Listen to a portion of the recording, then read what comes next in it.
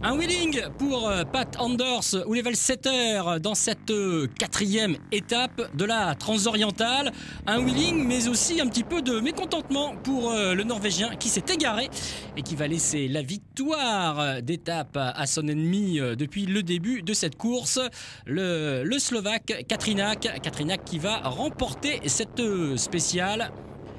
Une spéciale qui était marquée, certes, par des très beaux paysages, mais aussi par la possibilité de s'égarer. On retrouve le vainqueur. Pour moi, tout s'est très bien passé aujourd'hui. Où les Valseter s'est égaré. Moi, je n'ai pas eu aucun problème de ce côté-là en navigation, avec de la vitesse, de la navigation. Ouais, vraiment très bon scénario pour moi, nous dit le Slovaque, qui est donc désormais en tête de la course moto avec 8 minutes 58 secondes d'avance sur son principal rival.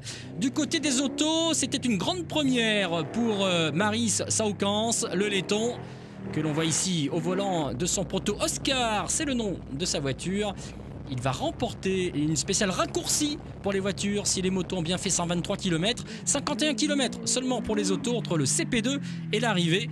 Saukans remporte cette spéciale devant François Delecourt. Troisième à l'arrivée de la spéciale de la première journée. Deuxième à l'arrivée de la spéciale de la quatrième journée. On s'attend bien sûr bientôt, pourquoi pas, à un succès d'étape pour l'ancien vice-champion du monde des rallyes.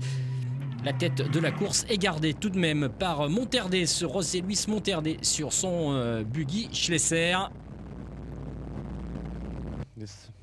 Mais on retrouve le vainqueur. Ça a été quand même assez difficile, hein, cette étape aujourd'hui. Et puis pour moi, le principal, hein, c'est bien de trouver, d'aller jusqu'à Pékin. Et puis pourquoi pas, effectivement, y faire un très bon résultat. Sur les terres de Kamaz, eh bien c'est Gérard Deroy qui s'est offert la victoire d'étape pour cette quatrième étape. Il avait été un petit peu retardé la veille. Il a pris sa revanche sur les pilotes Kamaz, des pilotes Kamaz que l'on retrouve ici avec Vladimir Chagin. Tout d'abord, gros passage ici dans une flaque d'eau pour le Russe. Mais c'est Kabirov que l'on va retrouver également, qui va signer la victoire d'étape et qui par la même occasion va être en tête du classement camion, détrônant Hans Stasse qui était vainqueur depuis le début. On retrouve le vainqueur du jour, Gérard Deroy.